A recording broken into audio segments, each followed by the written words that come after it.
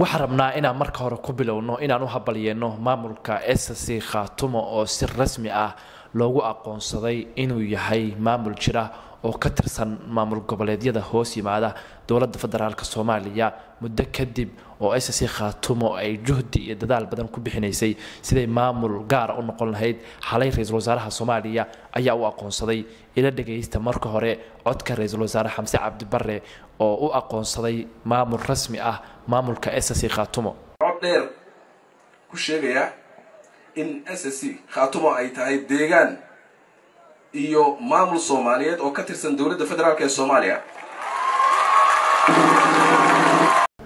subax wanaagsan saaxiibayaal soo dhawaada ra'iisul wasaaraha xukuumadda federaalka Soomaaliya labadii casho oo u dhameeyay waxa uu ku sugnaa magaalada Laascaanood ee xarunta maamulka SSC Khaatumo xalay waxa dhacday xaflad ballaaran oo loogu talagalay inay isku arkaan ra'iisul wasaaraha xukuumadda federaalka Soomaaliya Xamse Cabdi Barre iyo sidoo kale shacabka magaalada Laascaanood iyo guud ahaan shacabka SSC Khaatumo ee ka soo qayb galay soo dhaweynta ra'iisul wasaaraha xukuumadda federaalka Soomaaliya Xamse Cabdi Barre labadii bari uu joogay muxuu magaalada Laascaanood iyo maamulka SSC Khaatumo ku soo kordhiyay warbixinteena taas ayay daaran tahay xafladii xalay ka dhacday halkaas iyo hadaladii laga jeediyay oo farmaajo iyo dani iyo sidoo kale Axmed Madoobe intaba lagu soo hadal qaaday maxaa weeye sidee baa loogu soo hadal qaaday iyo aqoonsiga maamulka SSC Khaatumo iyo waxa uu uga dhigan yahay ayaan ku bilaabi doonaa balse marka hore waa ku soo dhaweynaya wax ka codsanaya in aad YouTube-ka ku soo birto oo subscribe dhahdo muuqaalkana like ii saarto oo aad gabareelka furato waxaan ku bilaabayaa maamulka SSC Khaatumo oo loo aqoonsaday maamul rasmi ah oo ka tirsan maamulada hoos yimaada maamulka aan dhahay dowladda federaalka Soomaaliya SSC Khaatumo 20 sano ee u dhameeyay waxay u halgamayeen in dowladda federaalka Soomaaliya la kala gooyo ama gobolada waqooyi ay gaar u go'aanin oo noqdaanin iyagu dowlad madax bannaan waxaana caqabada kaliya hortaagneed waxa ay ahayd reer Laascaanood iyo sidoo kale maamulka SSC Khaatumo oo u dagaalamayay inay noqdaanin maamul ka tirsan ama qayb ka tirsan ama gobol ka tirsan maamulka Somaliland haddii ay ku biir lahaayeen Somaliland mar hore waxa ay noqon lahayd ama loo aqoonsan lahaa maamul aan dhahay dal madax bannaan oo gaar ah sida iyagu hadda ku doodaan inay yihiin maamul madax bannaan balse intaas oo dhan waxa ka hortaagnaa maamulka SSC Khaatumo ama dadka reer Laascaanood ayaa ka hortaagnaa in dalka la kala gooyo waqooyiga ana uu gaar u go'o reer SSC Khaatumo juhdigaas iyo dadaalkaas ayay ka soo mareen aqoonsiga xalay la siiyay oo maamul goboleed loogu aqoonsaday waxaana kaga dhintay ama ay ku waayeen haliyeeyo aad u tiro badan oo kumanaan gaaraya 20 sano oo soo socday 20 sano ee la soo dhaafayna wiilal ayaa kaga dhimanayay sidii ay u ilaalin lahaayeen qarannimada Soomaaliya kaliya ma ahan inay reer SSC Khaatumo ay rabeen maamul iyaga u gaara balse waxa ay rabeen in ay hoos yimaadaan ama ay ku hoos noolaadaan calankeena buluuga inay ku hoos noolaadaan ayay rabeen oo waxa ay diidayeen in dalka la kala jaro hadii dalka la kala jarana wax faa'iido ah oo cid ugu jirta ma jirto Somaliland iyo sidoo kale SSC Khaatumo hadda SSC Khaatumo waxa ay heshay aqoonsi rasmi ah waxa ayna kamid tahay maamulada hoos yimaada dowladda federaalka Soomaaliya marka laga yimaado ra'iisul wasaaraha xukuumadda federaalka Soomaaliya inuu aqoonsi rasmi ah uu siiyay maamulka SSC Khaatumo oo ahayd wixii ugu weyneed oo ay ka filayeen waxa uu u ballan qaaday inuu u soo fulinayo mashaariic waaweyn oo waxa weeye oo maamulka SSC Khaatumo lagu hormarinayo sidoo kale ra'iisul wasaare Xamse Cabdi Barre waxa uu xalay xafladda ka jeediyay in ay ku dhiiran waayeen waxa uu isagu sameeyay madaxweyne Maxamed Cabdullaahi Farmaajo iyo sidoo kale Cabdiwali Cali Gaasba hadalkaana bal ila dhageysta oo ra'iisul wasaare Xamse Cabdi Barre oo halkaas ka sheegay madaxweynayaal iyo ra'iisul wasaareyaal badan oo xaafadana oo Khaatumo la soo noolaa xiliyadeedii iyo duruufaheedii ayaa horta aniga igu horreeyay soo saas ma haddii qaarkood intay warqad qoreen raalina iga hada kuwaas hadday intay warqad qoreen oo dhahaan Khaatumo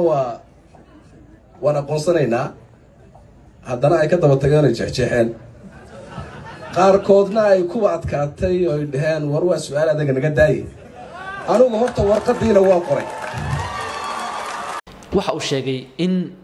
maxamed cabdullaahi farmaajo madaxweynihii hore ee dalka uu ku dhiiran waayay inuu ka jawaabo gabar su'aal weydiisay oo ku tiri sol iyo sanaag iyo maxaa kaaga qorshaysan madaxweyne balse wuxuu yidhi anigu waxaan ku dhiiraday inaan imaado SSC Khaatumo sidoo kalena aan aqoonsado sidoo kalena wuxuu yidhi lagama yaabo in aqoonsigooda waraaqdaas la jeexjeexo waxa uuna sheegay in SSC Khaatumo ay sii jiri doonto dowladda federaalka Soomaaliya iyo xukuumaddiisa intay jirtana ay sii taageeri doonto mashaariic badanna waxa weeye ay heli doonto inta uu isagu joogo sidoo kale ninka la dhaho Jabuutaawi oo ah ganacsade kamid ah dadka reer SSC Khaatumo ayaa fariin adag u diray madaxweyne Deni iyo sidoo kale Axmed Madoobe fariintaasna bal ila dhageysta waxaan leeyahay maamul goboleedyada kalena waradaa roob iyo naxariis rabtaan waftigaas ay waftiga ay soo booqato isadkayntu iyo qofku inuu afka buuro waxa dhaanta inay qalbiga furtaan war waxaa idin leeyahay islaamka waxaan u sheegayaa iyo siciidani midna waa abtigay midna waa in abtigay waxaan leeyahay war qalbiga fura qofku waa bini aadan wax kasta way ka dhacaan war wixii waarka Cabdullaahi Yuusuf xalad madaxweyne Deni iyo sidoo kale Axmed Madoobe ayuu wuxuu u sheegay inay iska daayaan afbuurka isla markaasna ay soo dhaweeyaan xukuumadan uu hogaaminayo ra'iisul wasaaraha xukuumadda federaalka Soomaaliya Xamse Cabdi Barre waxa uu sheegay inuu nin wanaagsan yahay xukuumadana ay markay SSC Khaatumo timid ay roobab iyo barwaaqo iyo ay heleen xukuumadan ay tahay xukuumad wanaagsan si guud SSC Khaatumo waxa ay ku guuleysatay halgan badan iyo dadaal badan in ay loo aqoonsado maamul ka tirsan jamhuuriyadda federaalka Soomaaliya kuna hoos nool calanka dowladda federaalka Soomaaliya runtii dadka reer SSC Khaatumo halgan dheer ayay u soo mareen in caawa ama xalay loo aqoonsado maamul ka tirsan maamul goboleedyada dalka ee hoos yimaada dowladda federaalka Soomaaliya waxaana kaga dhintay wiilal badan dhiig badan baa kaga daatay dad badan baa waxa weeye kaga naafoobay magaaladii Laascaanood ahayd oo caasimadooda ahayd waa burburtay marka dadaal badan bay u soo mareen in ay waxa weeye 20 sano ay la soo dhaafayna juhdigan ayay ku soo jireen waxa ayna mudan yihiin in loo habaliyeeyo maamulkooda lagu taageero maadaama ay tahay SSC Khaatumo meel la rabay in laga kala jaro dowladnimada Soomaaliya haddii gobolada Sanaag iyo Sool iyo Cayn ay Somaliland la wareegto waxa ay la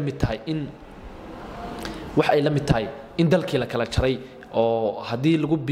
ay ku biiraan Somaliland aqoonsi rasmi ah ayay helayaan oo waxyaabaha ugu waaweyn oo hortaagan aqoonsigooda waxa kamid ah in ay xasilooni ka dhaliyaanin rabitaanka dadkana ay soo jiitaanin maamulka Somaliland dadka Sool iyo Sanaag iyo Cayn waa in rabitaankooda ay helaanin